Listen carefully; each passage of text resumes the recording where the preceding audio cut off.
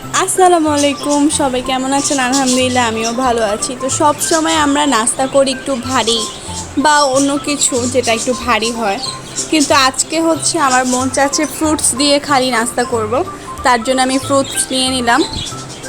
ফ্রুটসে ছিল ড্রাগন ফল, যেটা আমার অনেক বেশি পছন্দের, আর কলা, আর হচ্ছে আনার। সবগুলোই আসলে আমার অনেক পছন্দের ফল। এই যে আমি ড্রাগন খাচ্ছি, আসলে স্ন্যাপ নিচ্ছিলাম, তো ভাবলাম আপনাদের সাথেও শেয়ার করি।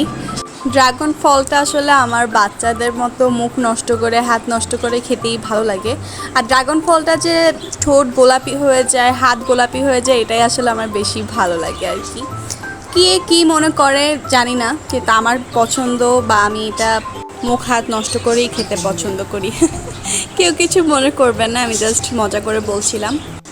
কফি খাওয়া আমার অভ্যাস, তার জন্য ফ্রুটস খাওয়ার পরেই অনেকক্ষণ পরেই আমি কফিটা খেলাম। অনেক বেশি মজা হয়েছে কফিটা আমার হাতের বানানো। তো এটুকু ভিডিও। আল্লাহ হাফেজ।